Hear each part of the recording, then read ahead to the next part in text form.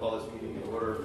The Technical and Citizen Advisory Committee meeting for Monday, October 10th, 2022. Please join me in the Pledge of Allegiance. Pledge allegiance to the flag of the United States of America and to the republic for which it stands, one nation, under God, indivisible, with liberty and justice for all.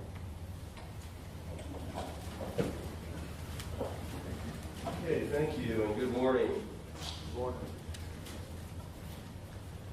Next on our agenda is public comment. Do we have any public comment this morning? I do not expect. Thank you, Jesse. Okay, we'll have the Executive Director's report. Georgiana, good morning. All right, good morning. Thank you, Mr. Chair. Thank you all for being here today. Just a brief housekeeping request. When you speak, please use the microphone so that the audio system will do a better job of picking you up. We do record the meetings and we post them not only on our website, but also they are broadcast on our YouTube website as well. So at the conclusion of the meeting, so if you would please try to speak into the microphone. The governing board met on September the 6th, and I am looking at my director's report on page 4 of your package. And the draft meeting minutes are in the package for your information, as well as some of the highlights on my director's report. Moving on to our draft 2023 meeting calendar, which is also in your package, and that's on the next slide. Here we go.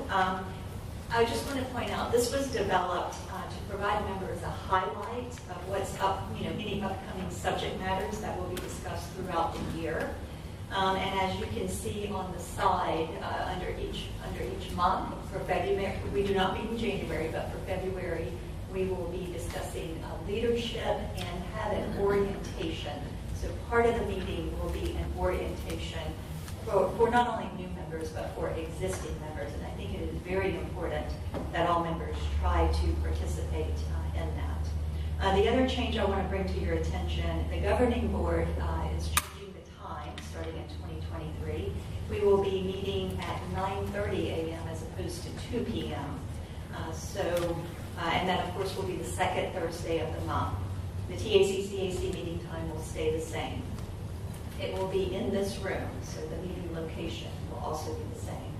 I also wanted to point out today is Columbus Day, and I know that it's a holiday for the Port Canaveral, as well as the school district, and I know Bob has brought this up in the past. So I wanted to just put it out there. Does anyone else have any conflict with Columbus Day? I don't know if any other cities are off.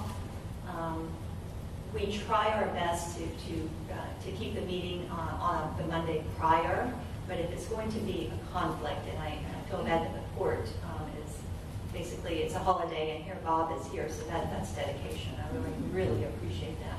Any other issues or conflicts? Okay.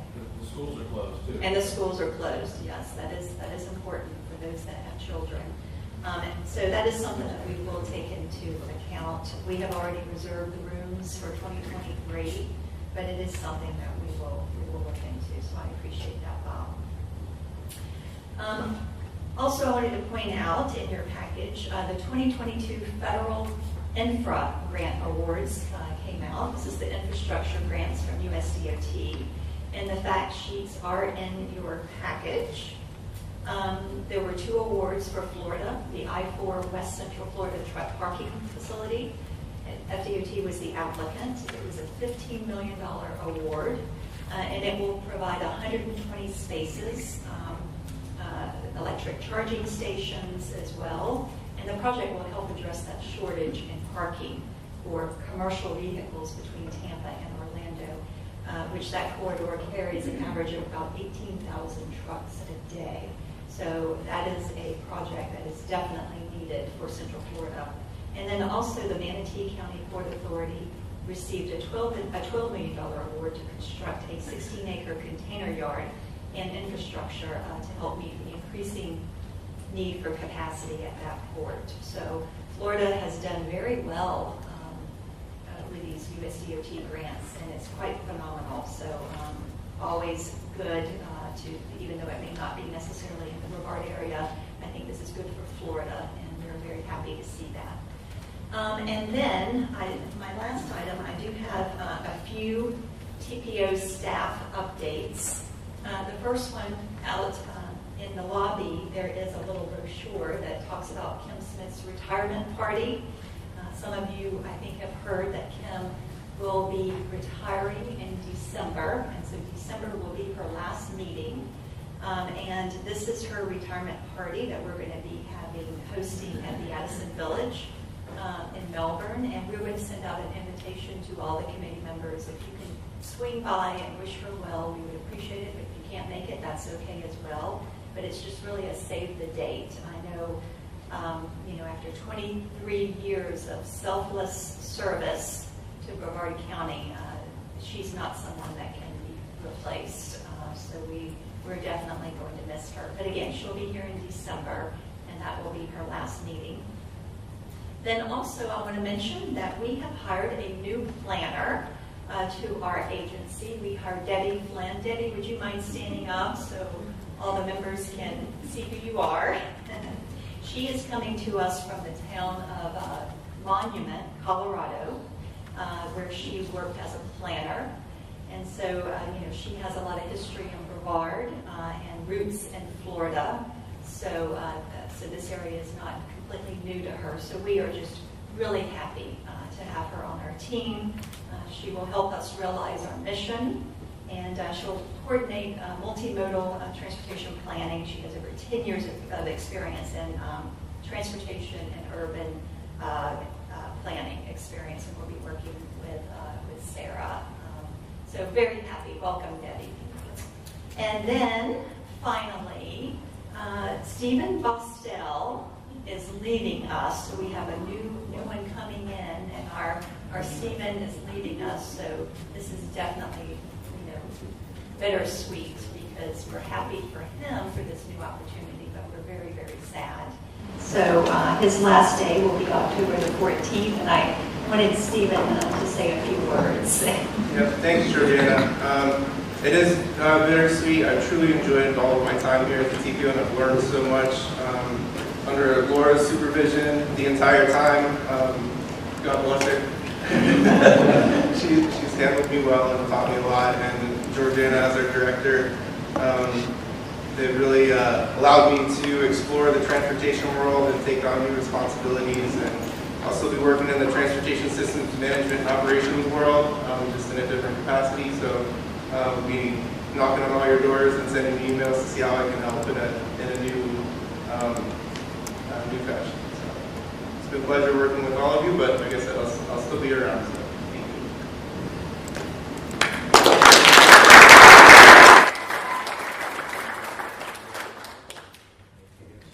you. He is going to be very missed, and Stephen, he was our TISMO manager, and so we are not going to fill his position right away. We're going to take a little time to reflect on that, but yeah, he's going to be very much missed. So, Mr. Chair, that concludes my report. Thank you, Georgiana. A good report. Welcome, Debbie.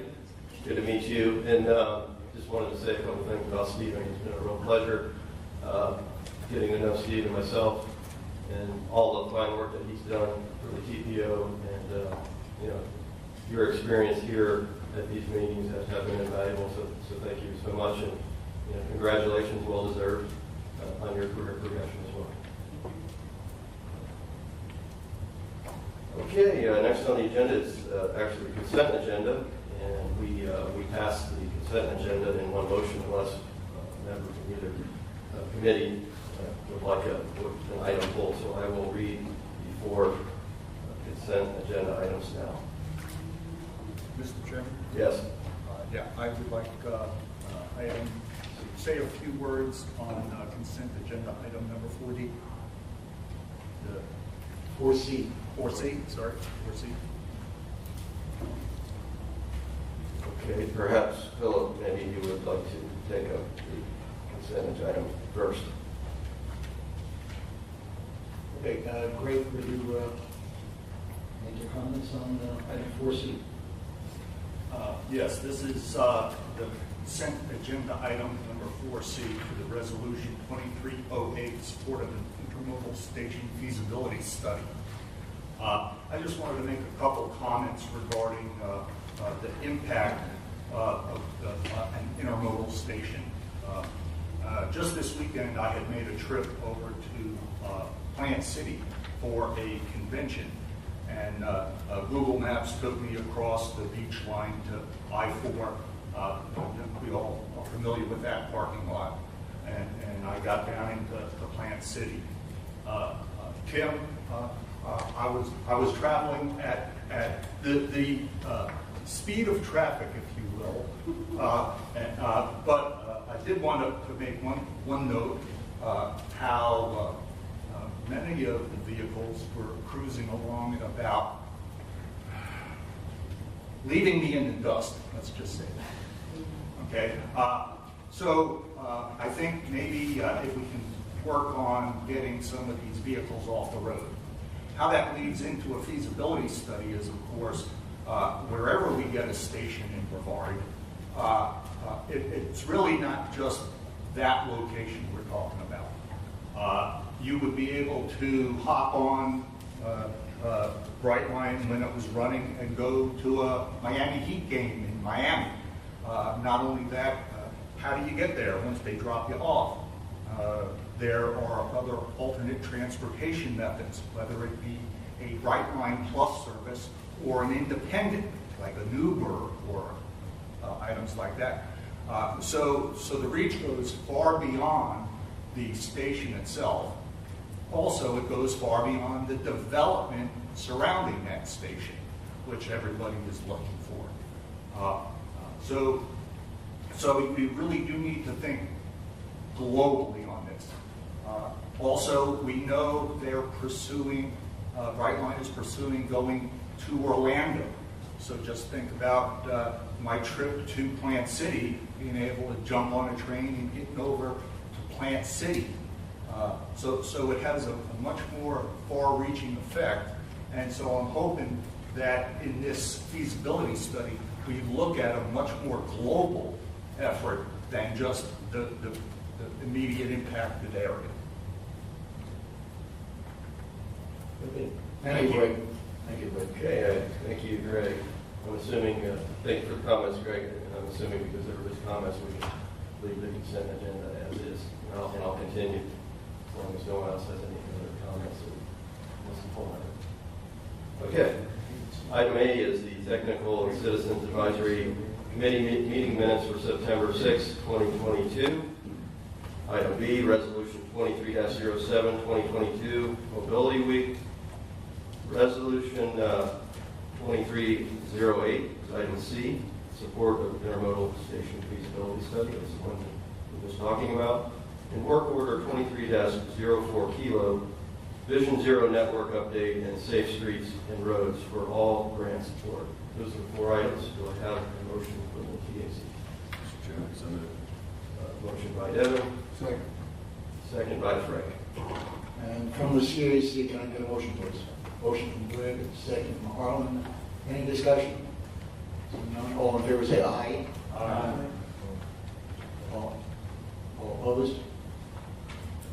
Back to you, Clerk. All those in favor from the TAC say aye. Aye. Any opposed? Item passes. Next on the agenda is our action items. We have two action items today. Item A is 2023 legislative priorities and policy positions. Adriana? Is this on? Can you hear me? Yes. Okay. Yes. All right. So every year, the TPA adopts a set of legislative priorities and policy positions. So why do we do this? Well, we want to grow local consensus on the future mobility vision for our area and to provide feedback on state policies. So, or proposed legislation. Our goals, objectives, and targets that are in our long-range transportation plan really do provide the guidance for that vision.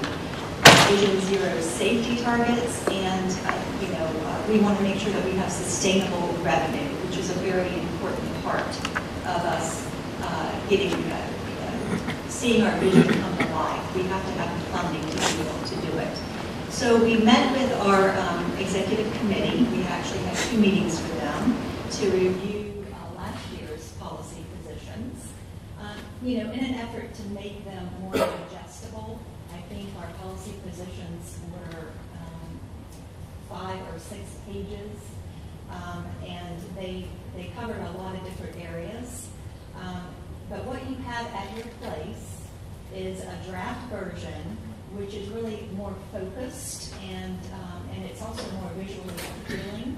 When we send these legislative priorities to our legislators, we want to get their attention, and sometimes, making it a little bit more graphical with pictures, and letting them know who we are and what we do, I think is going to be of value.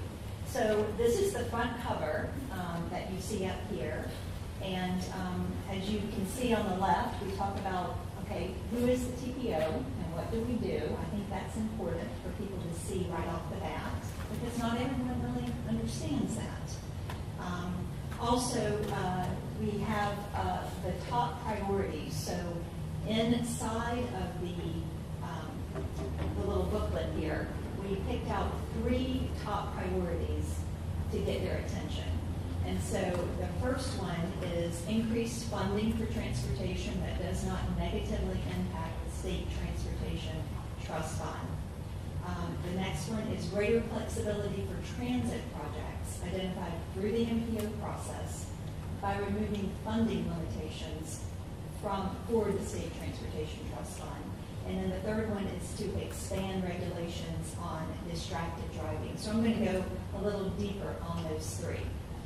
So if you open up the booklet, you will see that the first section is we support state legislation that funds the Transportation Regional Incentive Program, TRIP, at a predictable level of $250 million a year. So these are positions that we had on last year's priorities, because state grant funds, TRIP funding, are state grant funds for regionally significant facilities, which provides a 50% match to the local government or to the private sector. And so we have used TRIP to fund portions of Ellis, St. John's Heritage Parkway,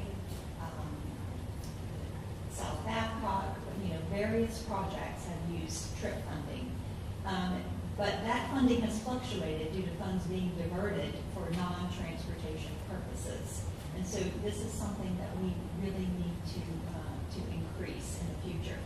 The next one is to allow direct MPO programming of funds allocated through TRIP within transportation management areas. So we're a TMA, which means we have a population in our urbanized area of over 200,000 people. We get additional funding, federal funding. And so we feel that TMAs, they should look at that from a formula standpoint. And if we have direct access to that funding, we can choose the projects that are important to regard. And because at the end of the day, we're competing against all of Central Florida. And let me assure you that when a developer has a 50% match on a project, it's going to get funded if the department has it. And so we're getting the short end of the stick, basically. The next one is establishes flexible and predictable funding for transit projects identified through the MPO process. That's the one that I had mentioned earlier on the front cover. So current state law limits the amount of funding that can be made available from the State Transportation Trust Fund for transit projects for both capital and operating expenses. So these limitations, which are not in place for roadway funding, makes transit funding from the State Transportation Trust Fund less predictable for the purposes of planning and project implementation. And it artificially limits the MPO's ability to implement priority transit projects. So basically, it will remove the distinction between highway and transit. we shouldn't underestimate the critical role that transit plays in moving people. So this is a priority and a policy position that the NPOC has picked up as well. So we think that that warranted being on the front cover as a priority. And then the next one is study potential revenue replacement options for the current motor fuel tax, which is no longer able to fully support the current or the future needs of our transportation system. We all know that. This was a priority last year. And then the last one is to charge alternatively fuel vehicles a fee equal to the fuel tax paid by gasoline or diesel fuel vehicles, such as an electric vehicle registration fee. I don't know what the answer is, but it needs to be looked at, basically. So our executive committee also suggested that we have a benefit statement after each section, which is in the little green box there.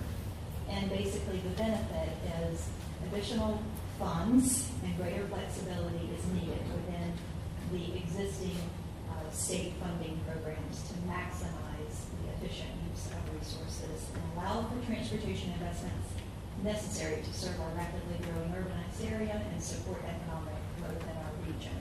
So that is the first section. And then at the bottom of the page, we support state legislation that advocates for safety and innovation.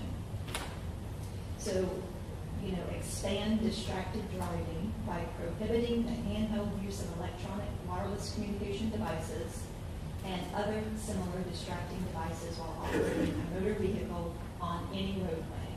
Safety is an important part of this transportation puzzle. And the benefit, it would increase roadway safety and make enforcement easier. And then the last one supports the advancement of innovative transportation mobility solutions and policies that make Florida the national leader in creative approaches by address transportation needs, including autonomous, connected electric, advanced traffic signals, as well as technologies not yet developed. So I will stop there before I go on to the last page. Are there any comments or questions?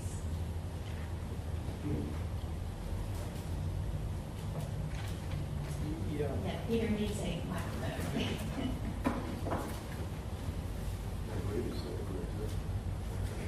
Can you hear me? Yeah. On the safety, wireless communication, you're talking for the driver only, right? Correct. Yes. Okay. Yes.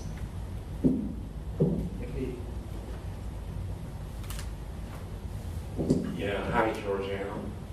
Well, looking at your priorities, you really don't have a choice. The MPO really doesn't have a choice. We're so urbanized and we never planned to have this kind of population in our urban centers. So all the roads are locked in by expensive real estate, and there's absolutely no way you're going to expand that road and not bankrupt the Transportation Trust Fund. So where do we go from here? Well, if you can't widen the road, and more people are moving to Florida, the land of free, that we're overwhelming the capacity of the existing roads, and the only alternative is to do other forms of transportation. And I think that's the thinking in back of this, because you're talking MPO, and that's regional. That's not just Brevard County. And if you just look at the city of Orlando, they're so overbuilt. How do you widen Orange Avenue through the hospital district? That'd be multi-billion dollars just to think about it, and then where do you move the hospital? So this is the only way to go, and we boxed ourselves in by not adequately planning for large increases of population. So we're just stuck. More buses, more bicycles, and more walking, or traffic jams forever. Guy, you had some.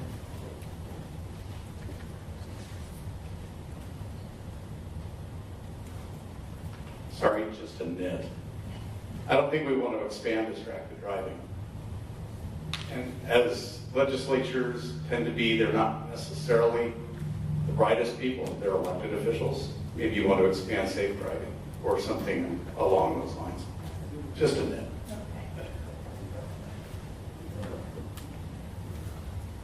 Thank you, Staff.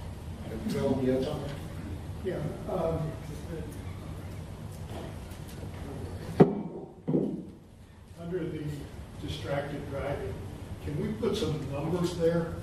I suspect that it's a very high percentage of the accidents that are distracted driving. And this is a nice statement, but if it said that 70% of the accidents are distracted driving driven, I think we'd have, I mean, this has been an issue that's been years and years and years turnover. But we have to start putting hard numbers with it. That would be a little difficult to do. I mean, we certainly do have numbers for distracted driving, but as soon as we put it, I mean, I don't know when we would actually measure it. And I do see that we should expand regulations for distracted driving is what should have been put in there. Yeah, we will look into it. My concern is nothing gets their attention. I mean, they're aware of it, so, and putting numbers in there would just be one more charge at it. Okay. And Georgia, we can get those. I had done a report Yes. 6 months ago or so, and we pulled out distracted driving. And to your point, you know, looking at some of the speeds, distracted driving is by far the highest. Was it year to date? Well, we'll talk about that. Yes. Okay. Thank you. Thank you. Georgiana, I have a question. Will you be presenting these priorities at our local legislative delegation meeting? Yes. Good, thank you. Of course, you know, you only get 2 or 3 minutes, so I have to pull out what I want to talk about. Yeah, Pete? You know, in this distracted driving, if I'm drinking, you can measure it. If I'm not drinking and I'm distracted and I get in a wreck, I'm not going to cop out to it and have my insurance go through the sky. I'm going to argue left and right that I wasn't distracted. So it's one of those numbers you're never going to get a real number on. I mean, why would anybody admit to something like that if they know they're in a world of trouble? Did it take it higher insurance? Oh, no, I wouldn't text it. And so it's really hard to quantify the non-alcohol part of distracting. And, you know, we all agree that it's causing difficulties. I mean, we see when there's a crazy driver and you pass them, they're texting and they're on their cell phone. So we know it's there, but proving it's pretty hard. Yeah, it's difficult to pinpoint. There's a lot of factors, but yeah. Okay, so moving on to the next page. So this section at the top is new. We will monitor state legislation that, and the first one is to seeks to alter, revise, or rescind red light camera legislation. Monitor and oppose if needed.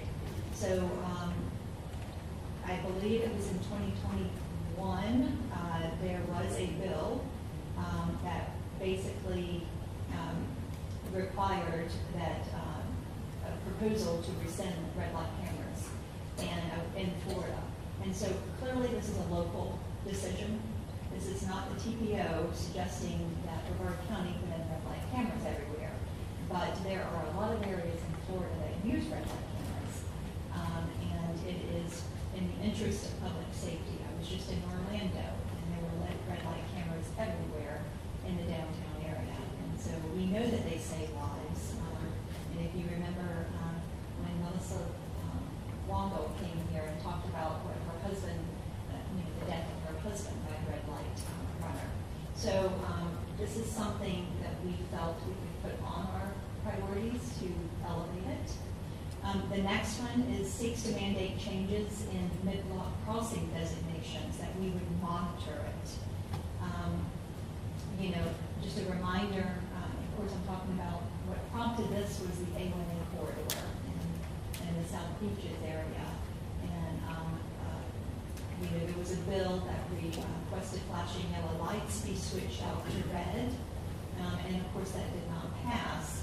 But I think if that does come up again, we need to monitor it. And just a reminder that the TPO made a large investment of the TPO's federal funding to put in the in-road lighting on A1A as well as the audible signal as well. And then the last one is seeks to diminish the role of regional planning councils, monitor and oppose if needed. If you remember, there was some legislation last year, I believe, to just basically do away with regional planning councils in the state of Florida. I think the East Central Florida Regional Planning Council is extremely helpful. They do everything from evacuation routes, economic development, grants, and assisting local governments in the TPO on planning studies. So I think we understand the value of our regional planning councils. So this is a new section. I'll just stop right there. Are there any comments or concerns about calling these out?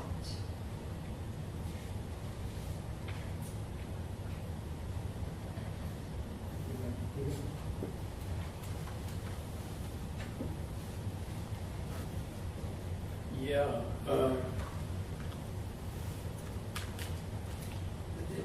It's sort of like, it strikes me as that we're prejudging legislation that has not been written. And I don't think we can oppose or support anything that we haven't read. So I would suggest that we say we monitor, Okay. and if legislation comes, is introduced, we should be advised of it through a copy so we can read it, discuss it here, and then either support it or oppose it. That's fair. I like that comment.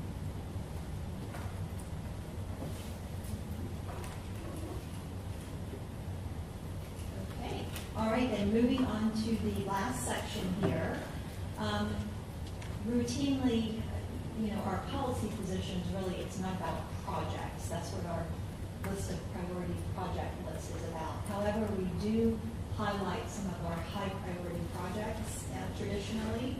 And so this section, support the Space Coast TDO's list of priority projects consistent with our regional long-range plan and a few projects representing each area of the county. This was another suggestion by the executive committee that, yes, we have a priority list, but it was felt that perhaps you should highlight a priority from each area of Brevard County that is important as a whole. Of course, the Ellis Road widening is our #1 priority. We will stay on that until it gets done and completely funded and constructed.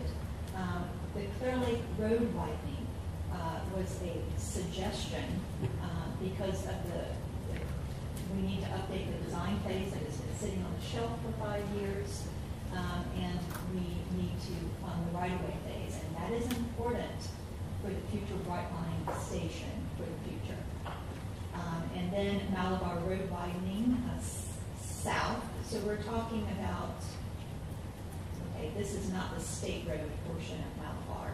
We're talking about the Malabar West. So we need to make that correction. Fund design from the St. John's Heritage Parkway to Minton Road. I did not pick up on that. So that is an important project. It's very high on the priority list. And then A1A Beachside, fund right away for multimodal safety improvements from Long Point Road to George King Boulevard and Cape Canaveral. And then we have the 405 South Street widening, PDD phase on South Street in Titusville. This is a state road. This corridor is continually getting higher and higher congestion levels. It has safety issues, and the PDD phase has not been funded on this project yet. So these are just projects in each area of the county, and I thought that was an interesting idea. It in no way is in priority order, but it does cover all the priorities.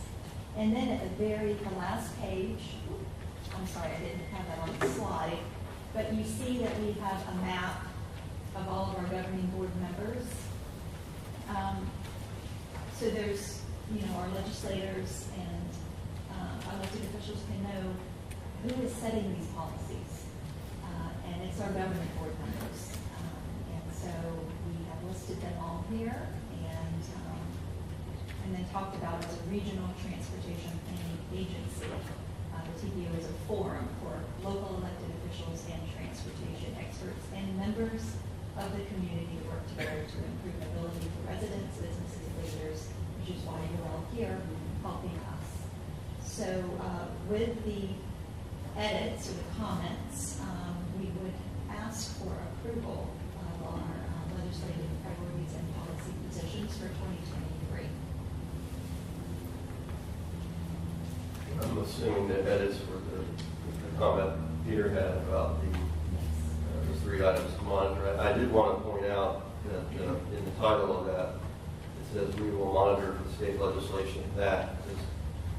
Are you okay with that, Peter, or you want to see some other language there? I just want to be clear before we get a motion and a vote. That is in the title, and I know your concern was about, to monitor, and it's specifically stated in the title that we will monitor state legislation, and will monitor. And if there's legislation that we have that is questionable, it should be brought before the body, discussed, and then either supported or opposed on a vote. Understood, I think. Yes. Yeah, I think what Peter is saying is that rather than just monitor and oppose, is monitor and then discuss whether we want to support or oppose. Right. What we can do is just take out the word oppose on the red light camera and the regional planning council. Just take out the word oppose in parentheses, period, and just say we will monitor state legislation. Well, any state legislation that has an impact on Brevard County, we should be appraised of that anyway. Absolutely, yes. And we try to do that, absolutely. That is true. Okay, thank you. Yes, Mark. There's Ron. Yep. There's some comments on the priority transportation project section that you have up there. Get closer to the mic. What's that? Closer. Oh, is that better? Sorry. On the transportation priority projects, I think it's a great idea to highlight projects around the county, but I think we should also somehow work in there our key priority projects that we've already ranked, and then perhaps maybe do more like a table there or something, so you can do both, and then also identify whether they're assist projects or they're going to benefit the bike ped or something like that as well. Some of these have some of those, both those items involved. Well, Because I think some of these are really out there, just the projects. they're actually, with the exception of South Street, these are all high priority projects. Right. Now, if we wanted to, like last year, we kind of labeled, the first 5 priorities, so to speak.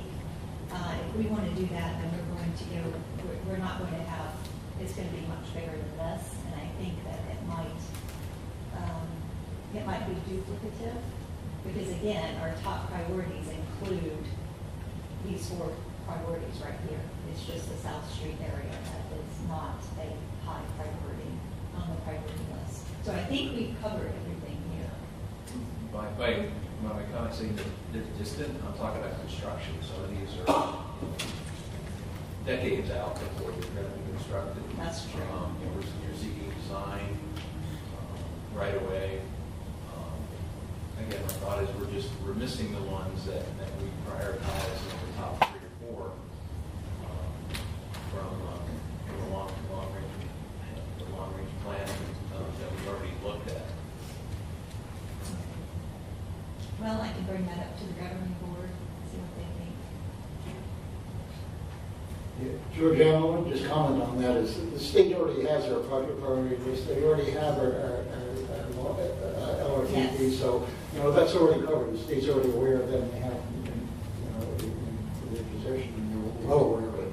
I think this is, it just as Georgiana said, it just kind of highlights the important projects from various parts of the county, which is something that would appeal to legislative delegation, that we have projects in each area of the county. So That was the intent, I think, from the executive committee, that they wanted to just show a reflection of how these important transportation projects affect the whole county.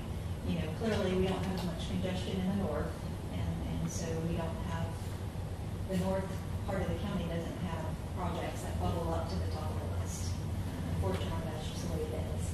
And so highlighting South Street, in fact, I was just contacted about by a citizen and a legislator about widening State Road 46 in the men's area. And unfortunately, it doesn't bubble up from a capacity need or a safety need to even be in our long-range plan for Paulsville. And so it's part of, it's just an education process. That in the south part of, excuse me, in the north part of the county, South Street is really the line that is bubbling up to the top. But it's a good point. I can certainly make that comment to the governing board and see what they think. Adam, you had something? Yeah. Yes, I do. Comment, and then, well, I'll do reverse order. Can you tell me what you plan to do with this? It looks like we're going to educate the community. Are we talking about tens of thousands of copies? Where are we talking about distributing these? I think it's good, but can you be more Great specific? question. Well, the first thing we do is we want to send this to, after it's adopted, to our legislators, the Brevard delegation, all the regional chambers within Brevard County, the city managers. I mean, we really would like to be on the same page here. I'm not suggesting that every one of these is included in everyone's policy positions, but we need to be speaking as one voice, and having that consensus is extremely important.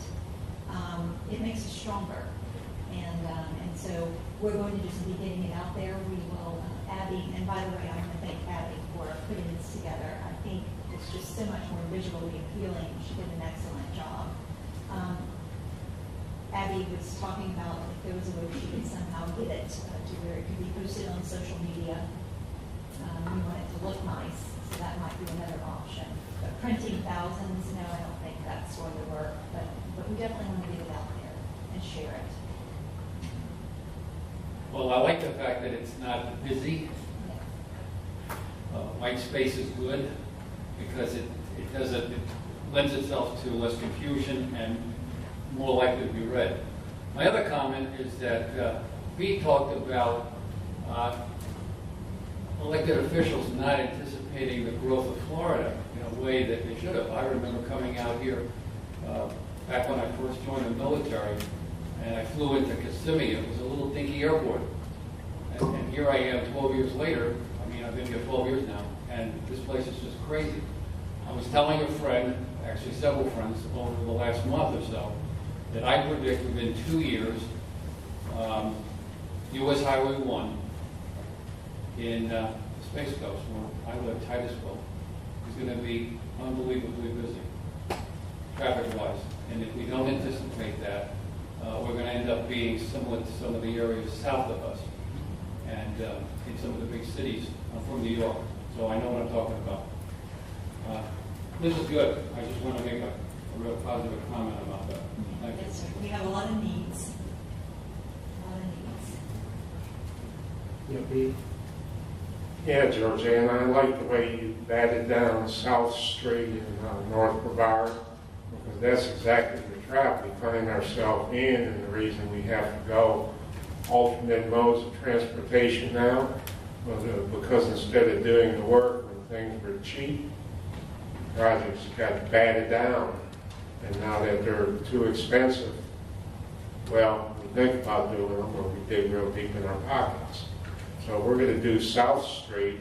The time to do it is now when everything is cheap, but unfortunately, the planning and the budgets never work that way. So I'm just using South Street as an example of the trap we're in. From planning, we know it should be done. It's affordable to do it now, but we got other priorities where we screwed up in the past that need our attention and our money now. So, somewhere down the line, South Street is going to be another screw up, and it's going to be very expensive, and that's just the trap we're in. And there's really not much we can do about it. Well, the good news is there's a big resurfacing project that's happening on South Street, and department is looking at making some safety improvements, addressing some of the very bad crashes along that corridor. And so sometimes we get a lot of bang for the buck because we know that the widening is many years. I wasn't crying for any improvements on South Street. My only concern that I voiced years ago was a speed limit of 55 with a 2-foot bicycle lane. You know, other than that, hell, let the traffic jams come. Everywhere else got them. Why should South Street be spared agony? You know, it's part of the party. Sit in traffic and stew. Okay, thank you, Georgiana. Any other questions or comments, Bob? Just had a suggestion for the same item I was talking about before. Maybe as an alternative would be to add a kind of link into our project priorities listing. And I'm just concerned, and again, I completely agree with highlighting projects from around the county. But at the same time, I don't think we want legislators to just focus on these 5. We want them to be aware of all the other ones and rank everything. It's a great idea.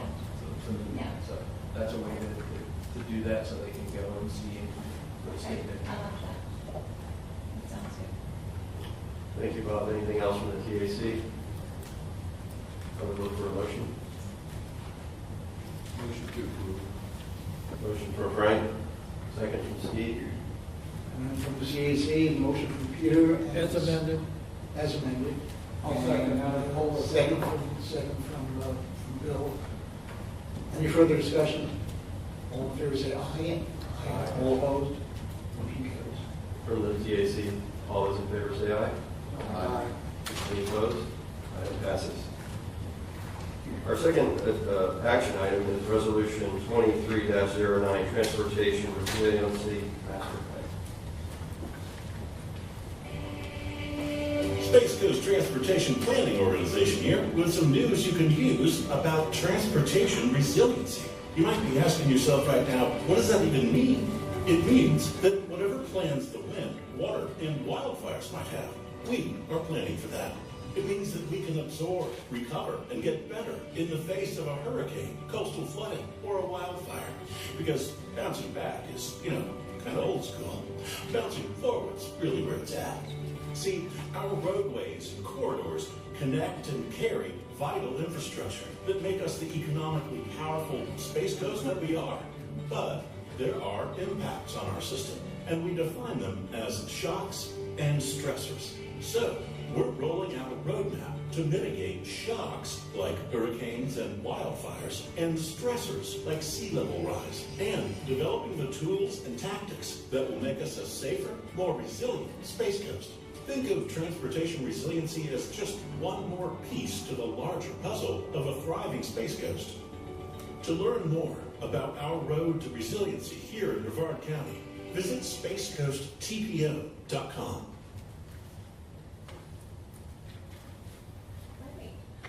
Good morning, I'm Sarah Cronwell, I'm the Senior Transportation Planner.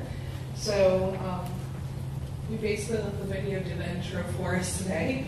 But as most of you are aware of, we have been working on resiliency since 2016 when we really set out to do our sea level rise vulnerability assessment.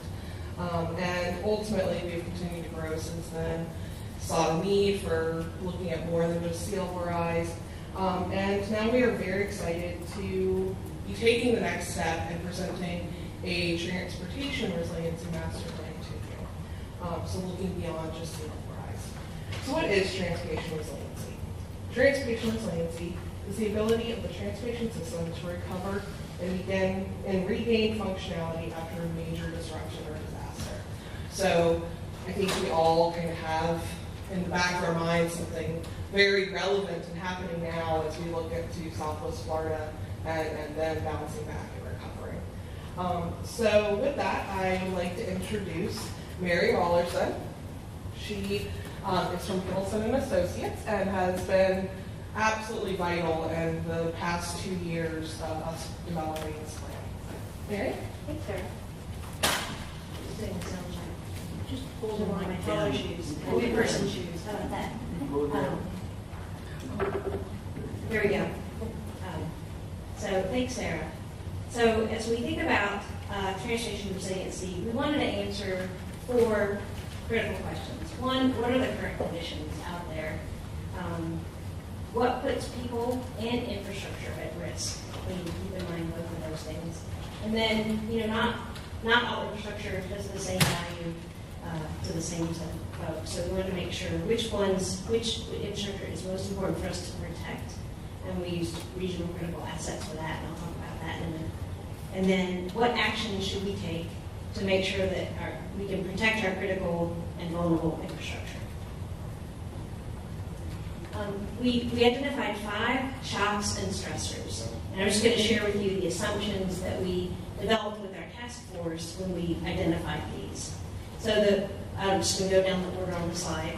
So storm surge, we assumed, and which is wind and water action, as a shock. We used a Category 3 hurricane as our planning horizon for that shock. Flooding, we use a 100-year floodplain. For sea level rise, there's been a lot of work, and we were building on what the Regional Planning Council has been doing in Brevard County as far as resiliency planning goes. So we used the 2100 NOAA, the National Oceanic Atmospheric Administration curve that has been adopted for Brevard County. For fire and wildfire, we looked at the wildfire hazard potential, which is building on a data set that the Florida Forest Service has developed, which looked at not only what type of landform do we have, but also where fires started in the past. So using that data set. And then for shoreline erosion, we were looking at roadways considered impacted if it's within 200 feet of the Indian River Lagoon, Banana River, or the Atlantic Ocean. So we didn't do this alone. We had a whole bunch of folks that we engaged throughout this. From this board, from this committee and the board's perspective, Sarah's been just doing updates, and we also have the resiliency relay. So it's really just been information exchange.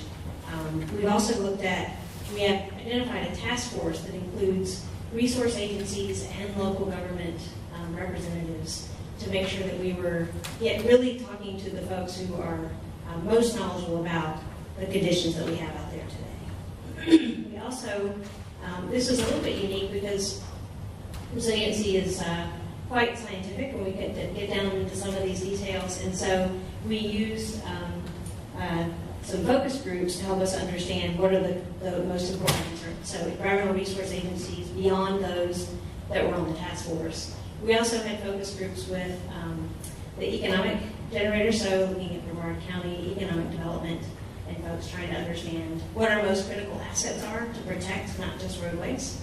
And then we also looked at vulnerable populations. So we looked at populations that were underserved to make sure we were understanding what are the needs of transportation disadvantaged populations as well. So this is just a snapshot. So we as I mentioned, we engaged both traditional folks that we would engage, resource agencies, but also non-traditional partners like the Brevard Achievement Center. So this is getting into the nitty-gritty of the analysis of what we did. So we analyzed from a vulnerability standpoint. We looked at roadways we mapped the shock and stressor of each of those, and then we looked at where's our infrastructure overlap with that, so where is it vulnerable, and then we also looked at vulnerable transportation disadvantaged populations as well. So we built that into the analysis.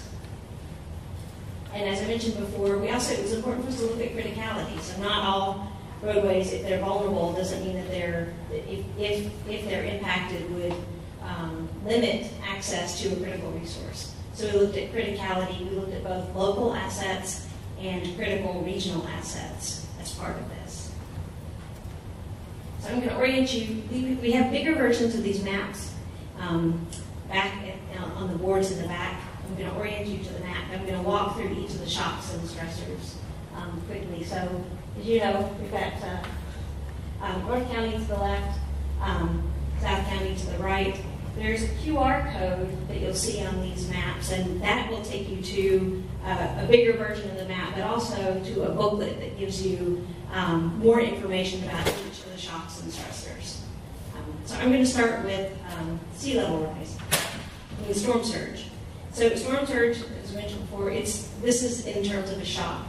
So it's the rise of water along ocean and rivers. It's associated with wind and wave action. And this is one that's associated with a storm like Ian, tropical storms, and hurricanes. We also identified what percentage of roadways in Brevard County, this is of the functionally classified roadway network, are potentially impacted. So 27% of roadways within Brevard County, talking about centerline miles, are potentially impacted by storm surge.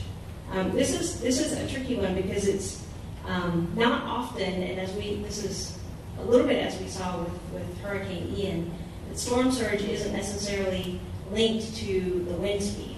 So it also depends on the angle and the direction from which the storm is coming. And another thing that's unique and a little bit tricky about storm surge is that the impacts can be felt far, far away. So I think back in 2004, Hurricane Francis, which hit St. Lucie County, I think it was Cocoa Beach, had a 6-foot storm surge associated with that storm. So it's something that we need to pay a lot of attention to, and that's unfortunately a painful experience that we've had with Ian. Next, I'm going to talk about flooding. You guys, you're familiar with that probably on a regular basis. So 56% of roadways in Brevard County would be impacted by flooding, 100-year storm. And this includes both coastal and inland flooding as well. So we're seeing more and more of that. We also looked at how many projects that are on our current work program. We focus a lot on our cost feasible plan and the LRTP. So when we look at flooding, we've got 17 projects on the LRTP cost feasible plan that would be impacted by flooding, and 12 projects that are upcoming resurfacing projects that would be impacted by flooding. So this is helping us to think about how should we think ahead of those projects and make sure we can get out ahead of it. Next is sea level rise. So I mentioned before we used the 2100 NOAA curve, the high curve, to understand sea level rise, and it's really impacting the low-lying areas of Merritt Island and the barrier islands for the most part. One of the things that's to note, although we looked at the 2100, when we look at the 2050 curve, it shows a 2-foot increase in sea level. So that's something to help us really, we think about these things as far, far off, but they're happening today and helping us to think about how do we get ahead of those things. We also looked at fire, so not all water, but fire as well. We found that 44% of the roadways in Brevard County are potentially impacted by both fire and smoke. So we found that smoke is really the visibility that's caused by fire is one of the largest impacts associated with fire. And again, we use the Florida Forest Service as our example for that. And fire will also, similar to storm surge, it's a little bit tricky to predict what's going to happen because the wind, the humidity, the conditions change it quite rapidly. And the last stressor that I'm going to talk about is shoreline erosion. And so this is the natural kind of day-to-day erosion that occurs through regular wave and wind action. US 1 is a prime example of that. It happened, it's impacted by larger storms, but it also is impacted, it's within 30 feet of the water line. So that's an example of a roadway that we have that experiences shoreline erosion on a regular basis. And we took all that information and then overlapped it with projects that were in our LRTP to try to understand what are the opportunities for us to get out ahead of these projects. So this is that we looked at the projects that were on the LRTP, but also how far are they along in the project. If the project is, for buying right of way and the design is done, that's not something we want to interrupt the process. And we identified overlap where those corridors are vulnerable, and then we will be having conversations with DOT and the other resource agencies to think about what are the things that we should do ahead of time. How can we incorporate resiliency into the current scopes of projects when we're getting out ahead of it in enough time? And how can we also fund those additional resiliency improvements as needed?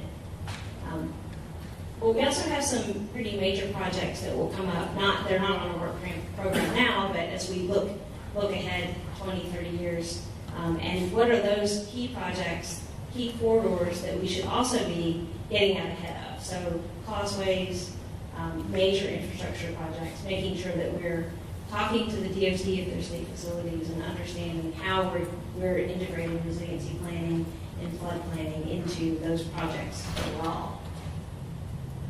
And the good news is that there's a bunch of money available, resiliency-related money, both in the existing bill, the infrastructure bill that was passed, but also in new pots of money outside of that bill.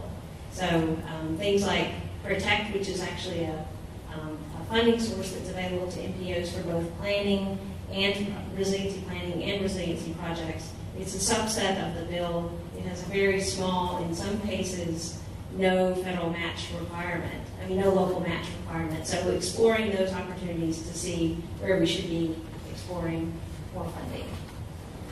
And with that, I'll turn it back over to Sarah.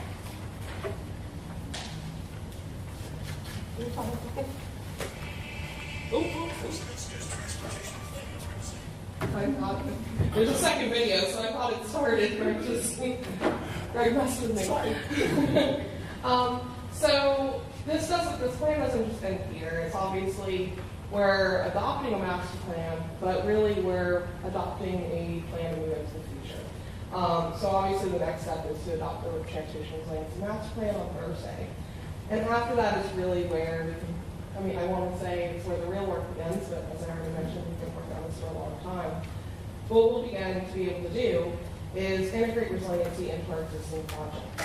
We'll be able to explore new funding opportunities, as Mary already mentioned, some of them for some of those key corridors. And what we also want to do is 2 engagement activities. So the first one is a Ride the Wave Resiliency Resource event that we would be holding in the beginning of the year with some guest speakers to provide more local knowledge. And we're firming up the date with our district secretary to come and speak at that. And really be able to continue to explore the resources that were developed in the project. We also need to start doing a public education outreach program. As if you recall, for those that have been on the TAC, probably a year ago, I presented a little bit on giving you guys an update and presented on the social media campaign that Abby had done. And what we really found is that our public didn't understand the concept. And so we need to be targeting and actually educating them. And so that was the reason that we created the videos. We have a grand total of 4 videos. We're not watching them all today. But I saw the first one, which is the main one. And then I wanted to share, we have 3 focused ones, hurricanes, fire, and sea level rise / flooding, that I wanted to share one of those with you today. So before we open up for questions, here is our hurricane video. Space Coast Transportation Planning Organization here with a focus on the impacts of hurricanes and wind on the resiliency of our transportation system. Our roadways and corridors connect and carry vital infrastructure that make us the economically powerful Space Coast that we are. So we're rolling out a roadmap to mitigate shocks like hurricanes and developing the tools and tactics that will make us a safer, more resilient Space Coast. A shock like hurricane-force winds happens suddenly, and the impacts are serious. Over 100 miles of coastline and roadway are vulnerable to storm surge. 49 named storms have hit Florida in the last 20 years. Down to traffic lights, power lines, and debris bring transportation to a halt. And the causeways and roadways that are the lifelines to our communities, carrying utilities and drinking water, are damaged by hurricane storm surge and winds. So think of transportation resiliency as just one more piece to the larger puzzle of a thriving Space Coast. To learn more about our road to resiliency here in Brevard County, visit spacecoasttpo.com. All right, that, we are seeking adoption, recommendation for adoption of the Transportation Resiliency Master Plan via Resolution 23-09, and can open up for questions from Mary and myself. Questions for Sarah or Mary? Peter? I apologize. I want to address the sea level rise. What's the difference between that and a hurricane? Are we talking about climate change, or we're not? What are we talking about? Yeah, based on all the data we're doing. So we're talking about the stressor of the seas rising over a long time, different from hurricane, from wind driven. Well, it's the NOAA 2100. That's over 75 years from now, and they did a study. Oh, they've been projecting what sea level rise will be doing here in Brevard County, and also actually throughout the country. But so we can look at it as 2100. We shouldn't do anything about it. In 2050, our sea levels will be 2 feet higher than they are today. And that's, in the planning world, right around the corner. So making sure that we're planning ahead for increased sea levels. And what is the level of probability on that? Is that 100% sure? 50% sure?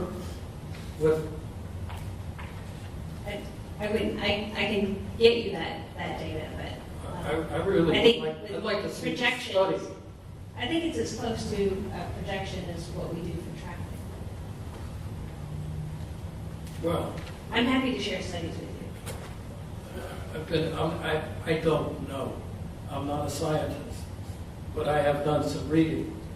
And there are 3 causes of sea level rising. One is the sun, one is the currents, and the other is the models that project on CO2 levels in the atmosphere. Okay? It used to be called global warming. So I would like to know how we can project with some confidence what is going to happen. 2 feet is, I've seen studies and statistics. I can't evaluate them because I'm not a scientist, but I've seen it where it's negligible. So, I'm happy to share what the NOAA work with you. I'd like to ask it. So NOAA is based on essentially tidal gauges. So it starts off with looking at what is the current tidal gauges that they've been tracking for a very long time. I can't for sure. It's at least 100 years. And so with the tidal gauges, they can actually see real data that is showing an increase in sea level rise. They then apply various models, like, as Mary mentioned, the same way we do a traffic projection. So we say, okay, we are going to guesstimate that our traffic based on this population growth is going to grow at this rate. And it creates basically a curve. Then, so basically, NOAA scientists, so these are very well vetted individuals, they create growth rates. I'm not exactly sure how they chose the number off the top of my head. As I said, we've read the studies and such. And so they create these growth rates, essentially, that they can target based on the curve that it creates at various levels, whether it's a low, medium, or high. Army Corps also creates their own, and pretty much right now, over the last updates, they're pretty much riding very similar to the NOAA rates, except for Army Corps does 5 curves. NOAA does 3, Army Corps does 5. So, but they're all within this kind of projection range. And so I couldn't give you a certain number of absolute certainty. The key point for us to think about with sea level rise is it is proven through the tidal gauges that it is happening. It's just a question of rate. And so would we rather be ahead of the rate or be going for let's just save the base and let's not get ahead of the curve, essentially. So Courtney is shaking her head and is very much more knowledgeable on sea level rise than I am. So if you had anything additional to share, but that's essentially the quickest, most simple explanation I can share about what the curves are. Well, I appreciate that. Yeah. And I'm sorry I sound aggressive. This is really, it's so much lower than I'm used to talking, so it sounds much louder. I don't want to move it for you though. You sound fine. So I appreciate that. Yeah. But just throw this out, 100 years in a modeling phenomena that goes thousands, tens of thousands of years is. And that's why we'll need to continue to do updates. We can't just go, this plan is done, we're not looking at it again, we're gonna look out 2100. Is we'll have to continue as NOAA updates based on actual real tidal gauge events. So we'll have to also continue to update. So it's to go up 2 feet in how many years? 30 years. 30 years? And is there a graph that tells us it's going to go up 1 inch 1 year, 2 inches the next year? I mean, how do we measure the validity of these speculations? Well, we'll have to monitor as they update. They don't update the curves every year. They don't. They do not. They're They've only got 30 years. It's about 5 years. So we'll have to continue to monitor. There was significant change during the last update that actually was significantly higher. It was higher during the last update. So between our sea level rise vulnerability assessment that we completed in 2018 to the sea level rise vulnerability assessment that we just completed in this master plan, we saw an increase in roadways. I have seen articles that says that these scientific projections are flawed. So do you take that into consideration? All modeling is not exact. It's one tool that we have in our toolbox. Is absolutely no modeling is 100%. Regretfully, there's no crystal balls. So, I mean, we need to just use whatever tools we have available at the time. Obviously, there's some question of validity. But if it is the best tool that we have in our toolbox, it would be negligible for us to not use that tool. Well, let me ask you my final question. Yeah. I'm sure everybody's going to be happy. The final question is, why is it in there at all? Why is sea level rise in here? It's so speculative. But it is happening. That is what that base curve, that base data curve, is showing through tidal gauges that you can't prove it's happening. That's what I'm saying. Sarah, let me respond to that a little bit. I have a friend of mine who was a former NOAA marine physicist, and this is one of the things they worked on. And they have historical data. They know where we were 100 years ago, 50 years ago, 75 years ago. And they know where we are now. So that's not speculative. That's based on history. And they're anticipating that history, you know, the actions that have happened over the past 100 years or so will continue to the next 100 years. So it's a lot more than just simply speculative. Well, there are experts on both sides of this issue with equal, if not more, qualifications. I can't make a judgment. I am unable to make a judgment on this because I simply don't know. I've read so many different things. Okay? And why do we have to act on a speculative and what I consider to be, it's not settled science. You suggest it is. I don't think it's settled science. So, does the federal government require us to put this in? They did, yes. And that's why it's in there. Well, it's also in here because we want to plan for our future. And even if we don't look at sea level rise, we know flooding. If we look at the conditions that are out there today, we know our conditions are changing. We do know that the gauges have gone up.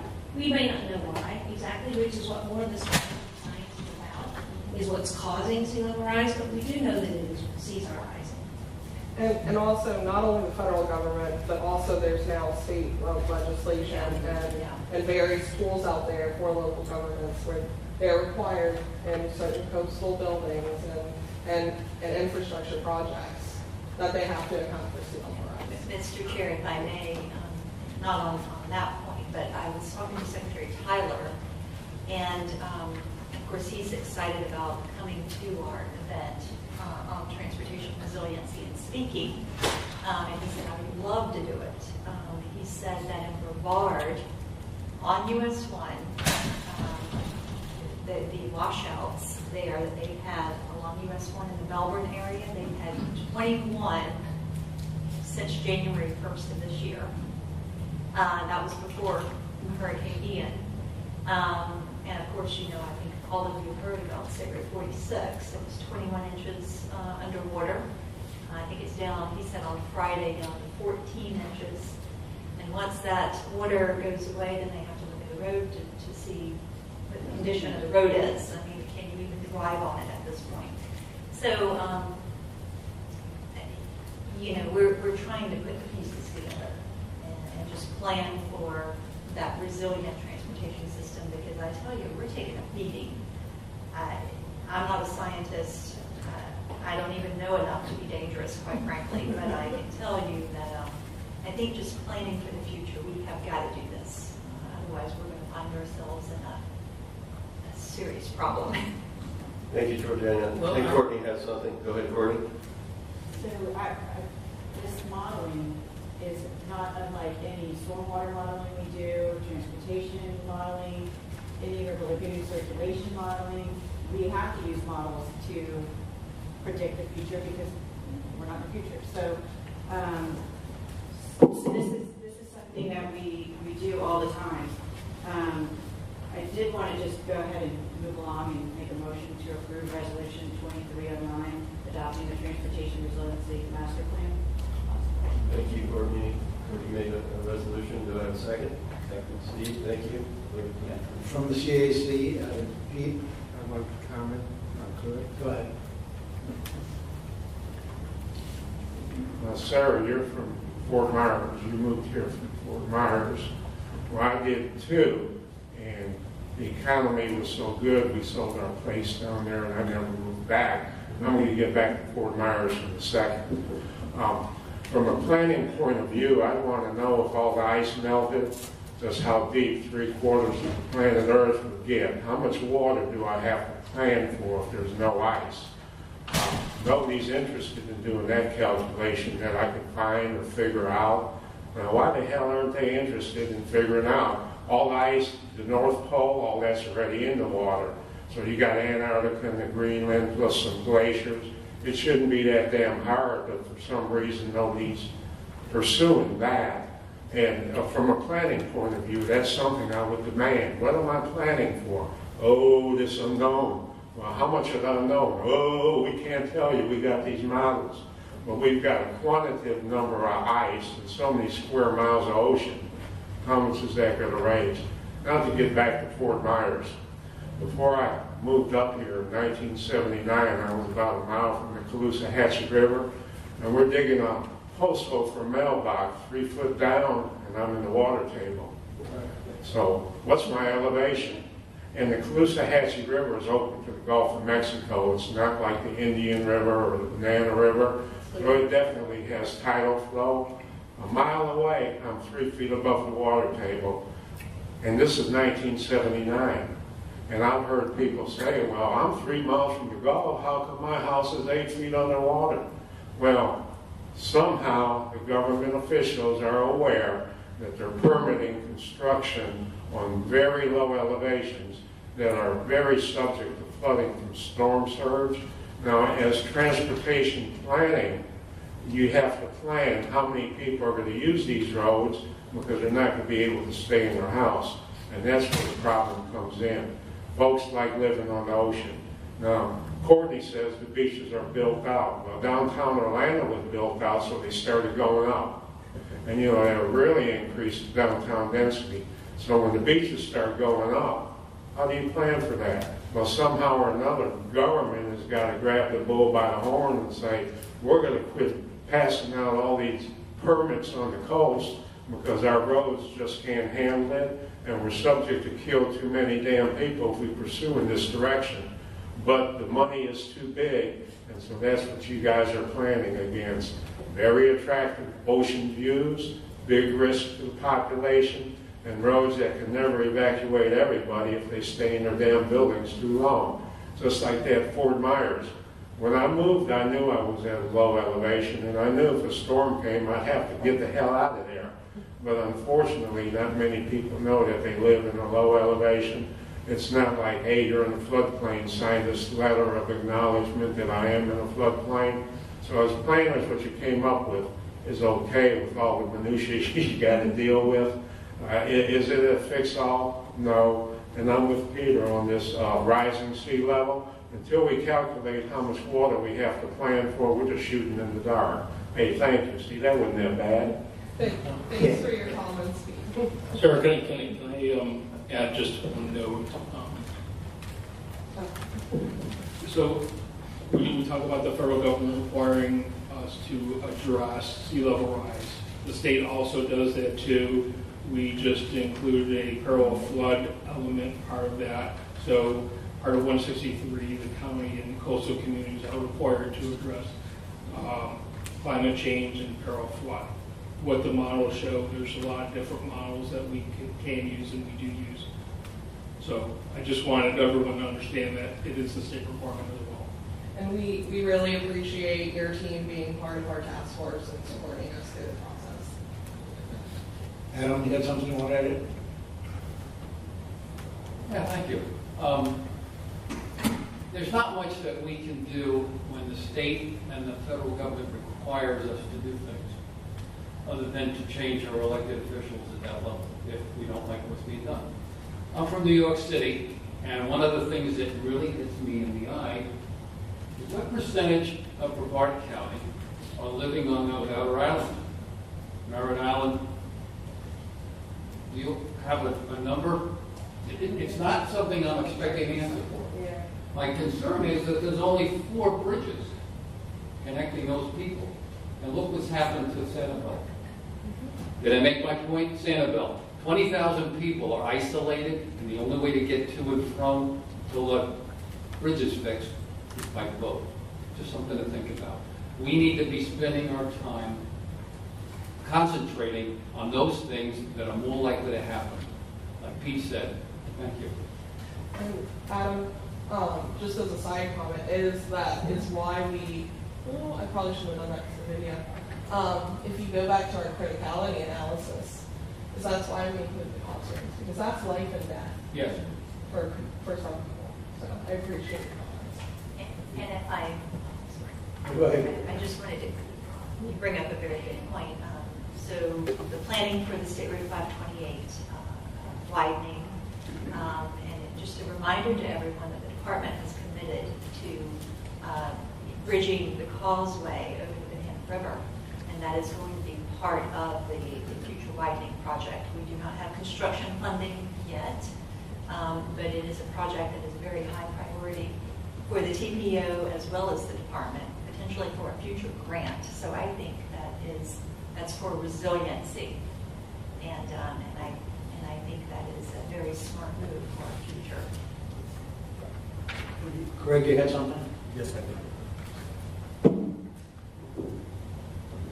First of all, I want to thank you for putting the glasses on and trying to look ahead. Second of all, I was shocked to find out that down in, I believe it was one of the southern counties, only 10% of the people who should have evacuated actually did. That's insane. And so I think we should just go ahead and I would like to propose that we accept the resolution 2309, I believe it is that we're looking at, as read. I propose. All right, we have a motion. Do we have a second? Second from Bill. Any further discussion? Yeah, Pete. Just for discussion So Tropical Storm Keith in the early 80s washed out the Sanibel Causeway, and it was just a tropical storm.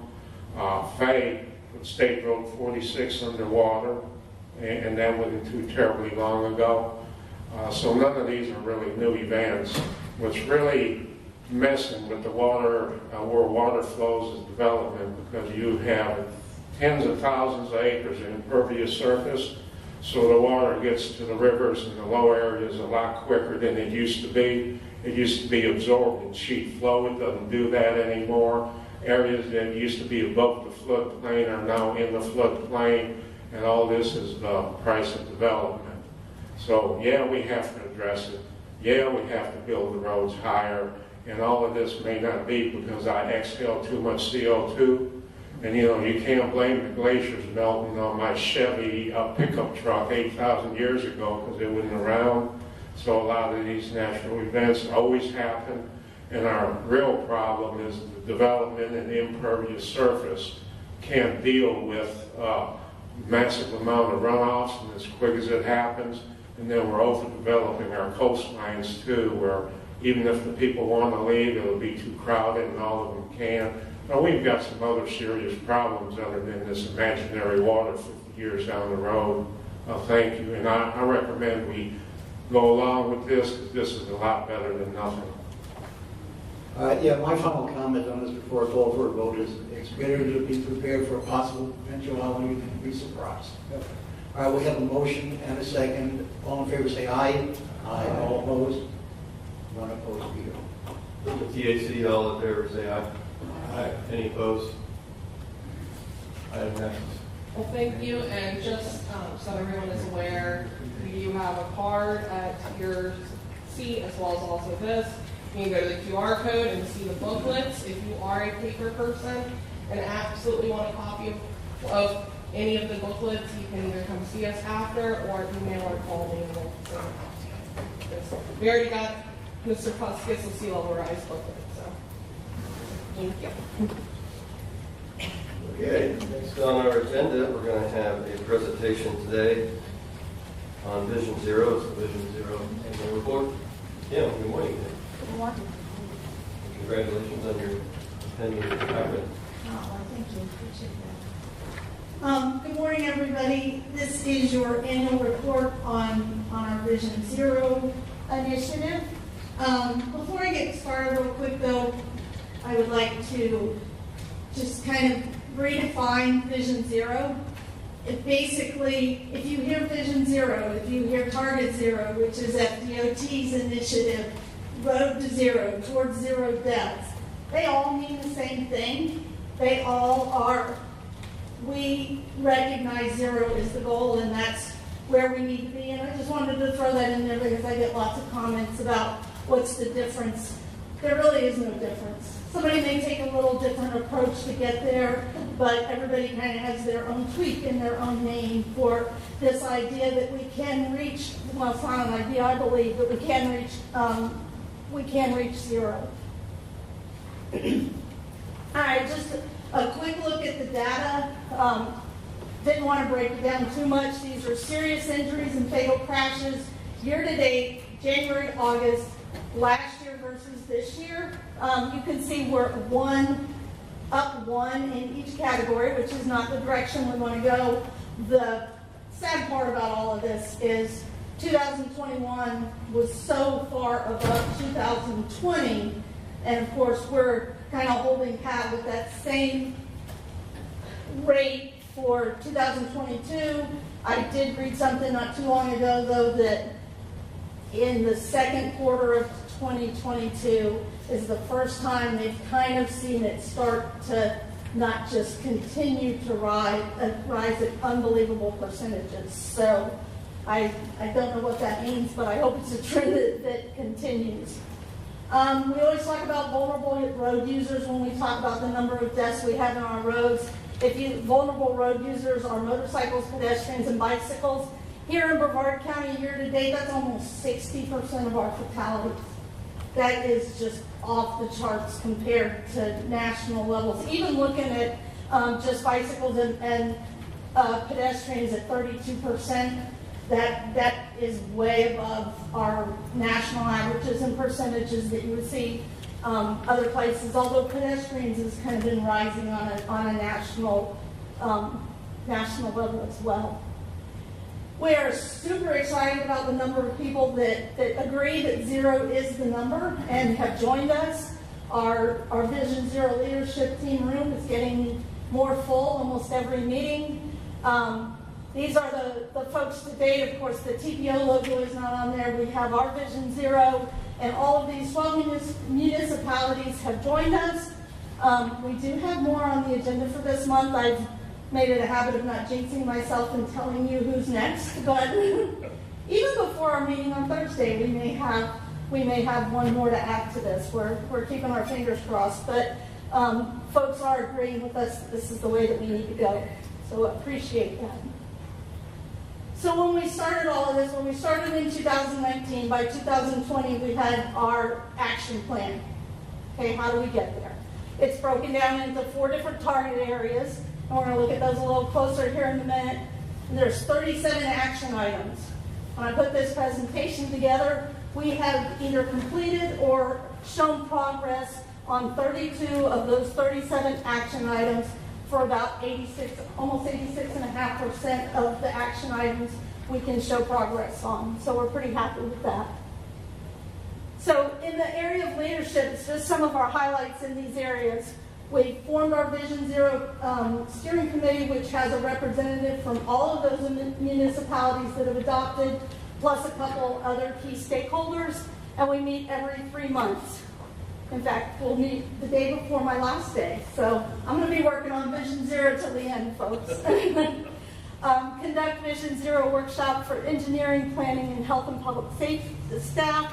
I don't know, some of you attended. We did our Safe System workshop in February, which was kind of let folks know, okay, you know, this is our goal and this is how we get there. It was a big success. And we've been working with Health First as a community health partner. We've trained some of their folks in helmet fit, and we've been going out with them to events, and they're very proactive about getting helmets on kids' heads. Engineering and enforcement. Work with FDOT and individual cities to implement best practices, especially in the area of target speeds. We know that speed is a big factor in the severity of a crash. We had a very nice and informative target speed presentation to our Vision Zero leadership team from FDOT, Lorene Bobo with FDOT, to kind of let folks know. And one of our action items that we haven't hit yet is to work on speed management, areas we can target for speed management, so we'll be looking at that moving forward. And encouraging law enforcement to get involved in this process, and every year we are encouraging them to go after that money that's available to them through Alert Today Florida High Visibility Enforcement. And we do have some of our folks that participate. Unfortunately, we leave some money on the table here in Brevard County, but we're working on it. Through education, obviously you guys hear through all the things that we're out doing, when the Advocates for Public Participation report, the number of events we're involved in. But just in social media, we typically do 4 campaigns a year that are Vision Zero specific. When we did our Vision Zero Back to School campaign this year, it reached over 50,000 people, which we're pretty happy with. And encourage major employers in the county to support safe driving initiatives. This is something that's getting ready to kick off. We have the wordage, the document put together, and just getting ready to send it out, but we've developed a partner agreement. So we want large employers, agencies that believe that zero is the number as well. We're going to have a little 1-page agreement that they can sign and say, hey, yeah, we believe that that's where we need to be, and we're going to promote a culture of traffic safety within our organization and employers. So when you guys see that come out, if you know an employer, you work from somebody or an agency that might like to join us on our Vision Zero initiative, we'd love to have them sign the agreement.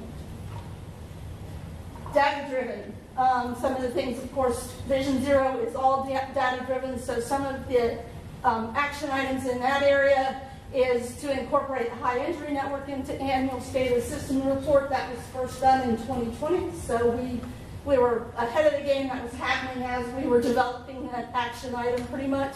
And participate. Florida has a traffic records coordinating committee, and we do get notices and information on those meetings and try to keep up and make sure that if there was something coming up, we could get our voice heard as far as data that we feel like we need that we don't have. So what do we do next? We want to continue to encourage the municipalities, and there's not many anymore, that haven't committed to zero to do so.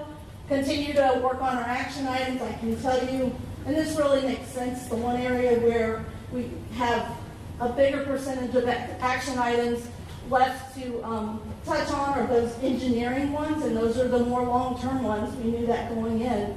But we are seeing those culture changes within FDOT with projects they're presenting and some of the things that they're doing on resurfaces to include safety. So hopefully some of those things will come around. I just kind of talked about what we're going to do with engineering and enforcement. We need to get,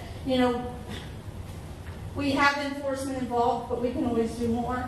We'd like to get to where we don't leave any of that high visibility enforcement money on the table. I can tell you though, even agencies that are eligible for that, they still get out and do special ed. They don't want to go through the whole process of having the grant money, but they're still actively out there doing specialized enforcement.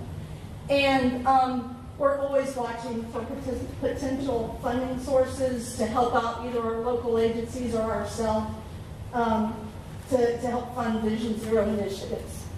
Money's always a part of it. All right. Any questions? Thank you, Ken. Questions? Go ahead, Pete.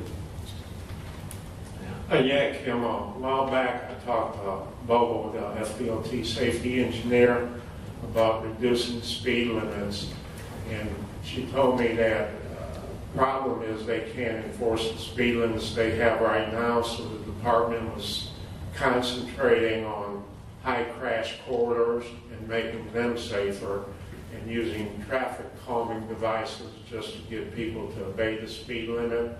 And earlier on in your presentation, I saw that speed was discussed. Was the emphasis on lowering the speed limit, or once more on finding high impact corridors and making them safer? Well, and that's kind of what we're doing, is looking at corridors, trying to make them safer, because we all know that you can't go out and just change the speed limit sign. Because people are going to drive what they're comfortable in driving. So, of course, part of Vision Zero is that safe system approach, and it's designing those roadways, changing the roadways that help get compliance with that speed.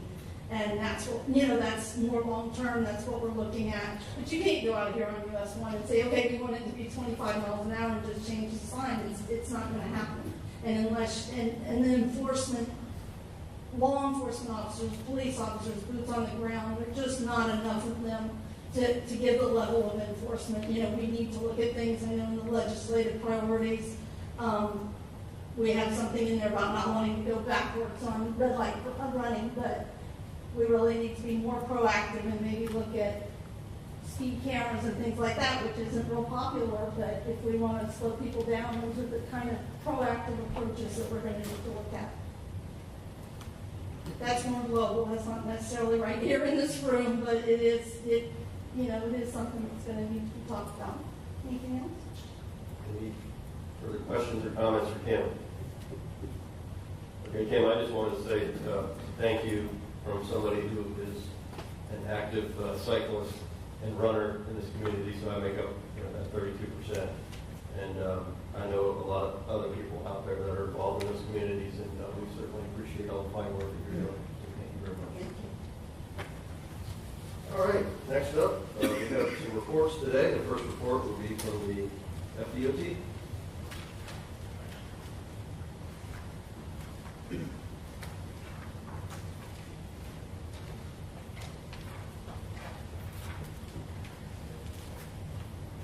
Good morning. Good morning. I'm working in it's nice to have the mic where it's actually the right height for me. So thanks, Kim. I'm Virginia Henson from the Florida Department of Transportation. I have just a couple of announcements in addition to the information that you have. The construction report already gives you upcoming projects and current information as of the end of August. Excuse me. But I'd also like to give some timely information in regards to the hurricane response. We've seen unprecedented damage across the state of Florida. And our state agency, the Florida Department of Transportation, District 5, we are actively sending employees to assist in District 1. We had a group that just left out on Saturday afternoon. I think it's third round of employees that we've sent over to District 1 to be able to assist them. And it's a collaborative effort, not just state employees, but also private entities as well, because people on the ground don't really care if it's Department of Transportation or a private agency. They just want the work to be done. So it's a very collaborative effort. For State Road 46, I think Georgiana mentioned that road this morning, still closed. As of Saturday afternoon, actually the water has risen a little bit more. So on Friday, we were looking at about 14 inches, and as of Saturday afternoon, we were at 14.8 inches. So the water has gone up a little bit. We were looking at 3 weeks of closure. I'm not sure if we're going to be looking at more, but even after, I think Georgiana mentioned it, even after the water recedes and we're able to get to the road, there still has to be inspection of the road to see what the maintenance has to be and if it's actually going to be a usable road or viable road at this point.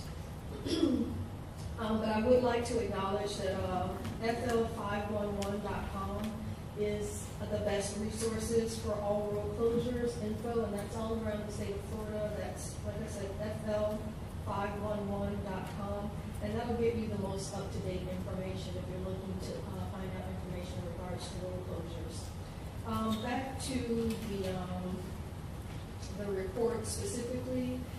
For our work program, we have finally received our allocations for the fiscal year, which means that we can move out of our tentative planning and into more substantial planning. We've been working with the local agencies and also with the TPO staff to kind of tie up loose ends and get the information that's necessary for the projects to be able to move forward. We also have been regularly seeing on an average about a 25% increase in the cost of projects, and that's kind of district-wide.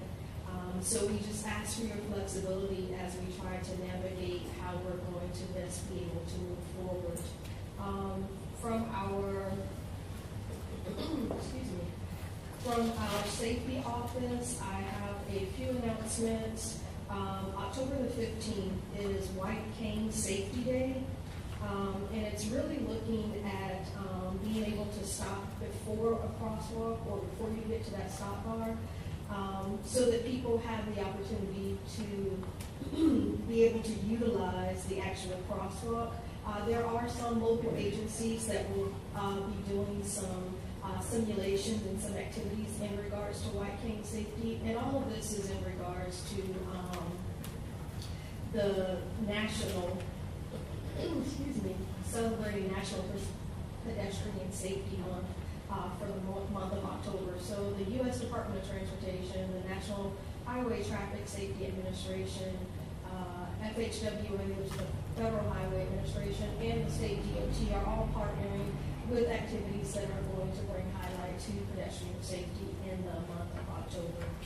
And then lastly, I'd like to mention that we also have Mobility Week, which runs from October the 21st through the 28th. And we'll be working with local partners, just as we have done in the past, because it's a cooperative effort with partner agencies to promote safe, sustainable, and multimodal transportation choices. We also like to highlight October the 25th is Tri-Transit Day. Several transit agencies are offering free fares for that day, and they're promoting people to ride the bus or train to work on October the 25th, just as a different mode of transportation. Those are my announcements, but if you have questions outside of that, and specifically pertaining to any projects that are coming or projects that are currently in the works. I am available for questions or comments. Questions or comments? Thank you. Thank you. Next, we'll have a report on the PPAC. Sarah, again, good morning. All right. So the Bicycle Pedestrian Trails Advisory Committee, we did cancel our August meeting due to lack of actual agenda items. However, we will have an October 24th meeting. They will be receiving the Vision Zero presentation that you just received, as well as the MOE report that Abby did back in September. And then something that is going to be coming to this committee in December is that due to some conversations with VPAC and some conversations internally, we'll be presenting a work order with them to analyze the purpose, need, policies, and makeup of the VPAC in order to create a more effective, impactful committee in that regard. So, sneak peek to December. So, thank you. Any questions for Sarah? Thank you, Sarah. Next, report from Space Coast Area Transit.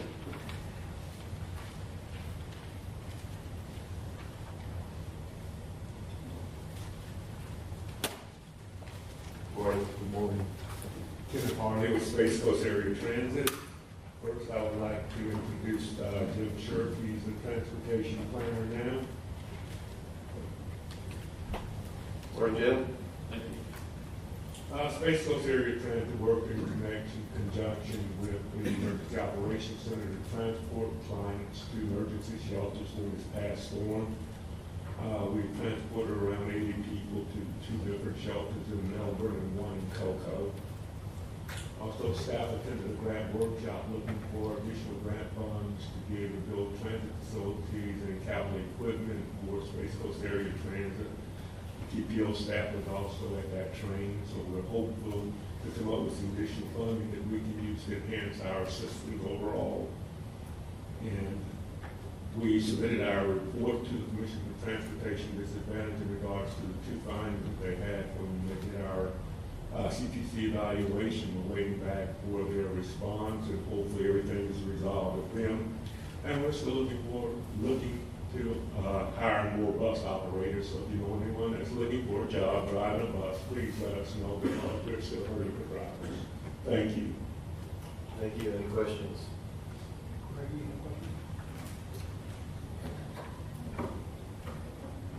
Yeah, hello, Ken. I was just wondering, could I get a quick update on the ITS software, how you guys are making out with the hop-on, hop-offs of the individual stops and routes? Easy has been working on that. It seems to be all working quite well now. We're still testing, but everything seems to be going well, and it seems to be working properly. Okay, great, thanks. Anything else? Thank you. Public engagement report, Abby.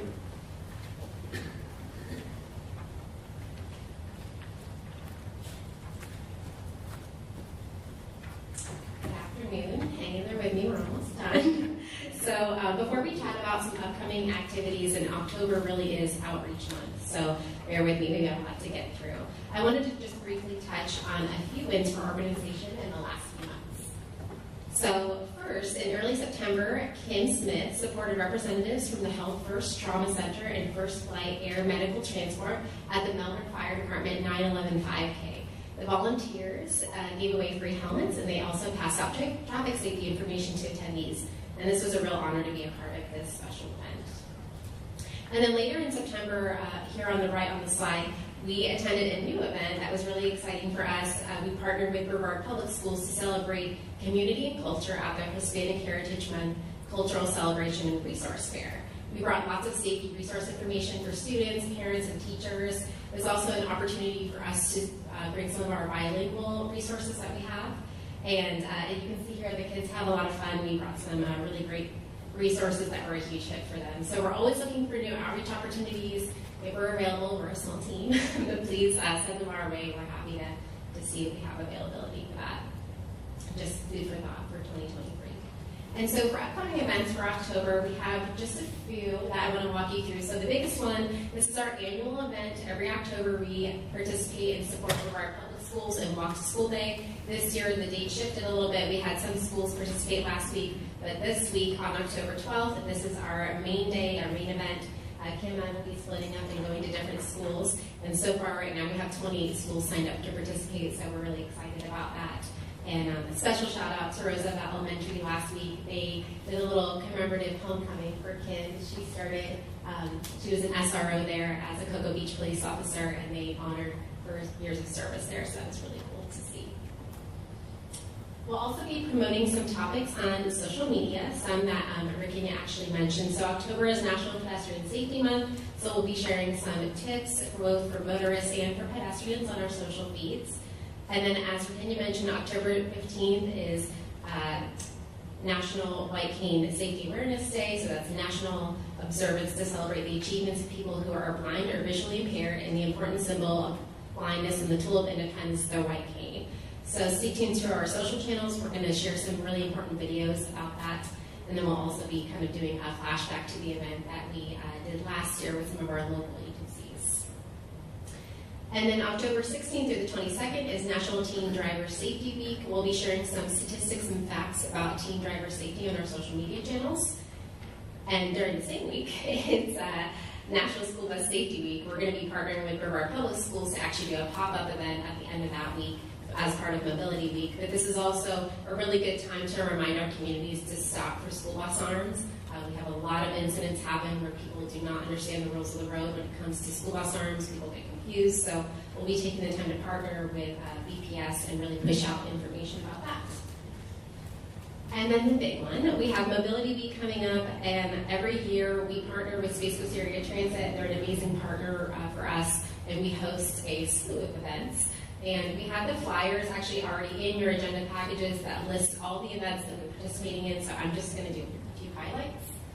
As Virginia mentioned, it is going to be Tri-Transit Thursday and the Thursday of that week, and here locally, Space Coast Area Transit will be doing, if you show the mobile app, you can ride for free that day. Our staff is actually going to be taking a little field trip, and we'll be documenting it on social media if you want to follow along. But we thought it'd be a good opportunity for some of our new staff members to actually experience riding Space Coast Area Transit. And then this one we're really excited about. This is the second time we're hosting the Mobility Fair, and this year we have some interactive events. So for those who don't know, the Mobility Fair is an interactive fair geared towards senior citizens, a specific demographic, showcasing state and local vendors, sharing transportation safety, mobility resources, local information. We'll have giveaways, door prizes, all the things. We're partnering with Space Coast Area Transit for that, and also the Central New York Community Association. And this year, people who attend will have an opportunity to ride the new transit hybrid bus. So we're really excited about that.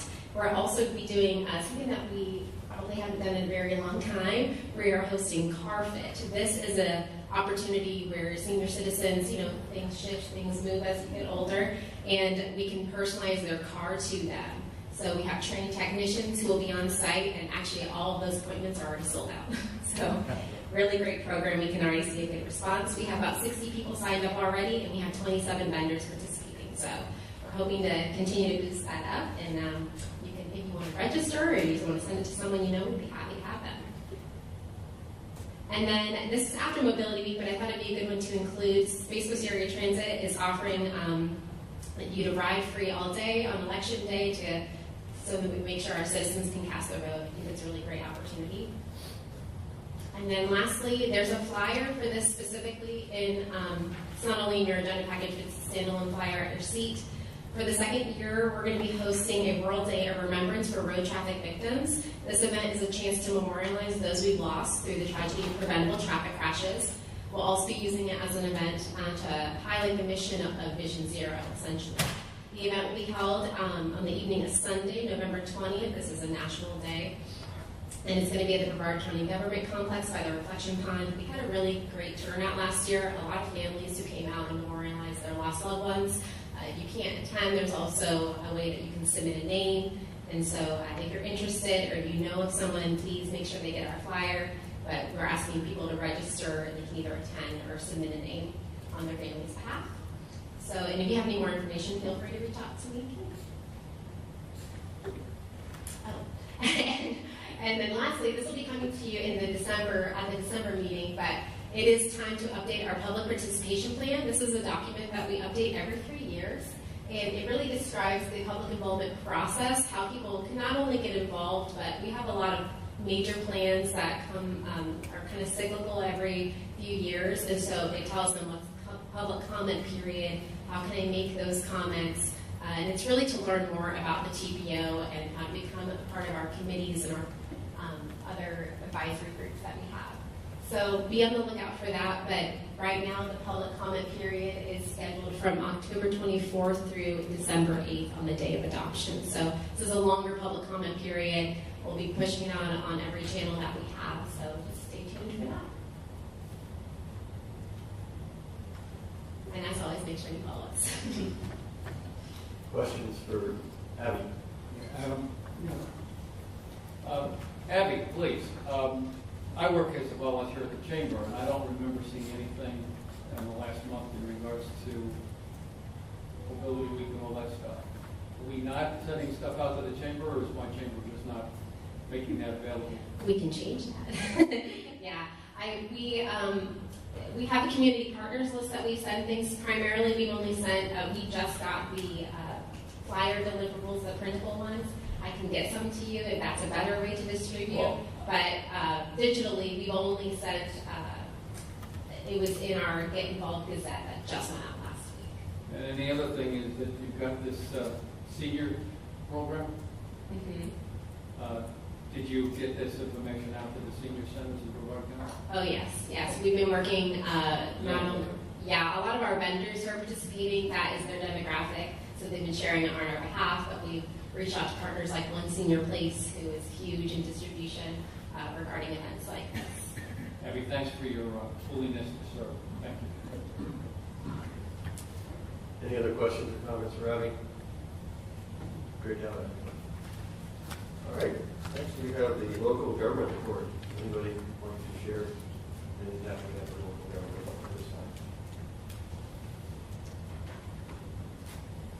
Okay. Anything else for you? No, just a reminder that we will not be meeting in November. It's election, and so our next meeting will be in December, and it should be a good meeting. The department, the DOT, will be presenting, I believe, Virginia, you guys will be ready to present the work program for new projects that will be programmed, so that will be an important meeting as well. But thank you very much. Thank you, Georgiana, and thank you everyone here. This meeting is adjourned.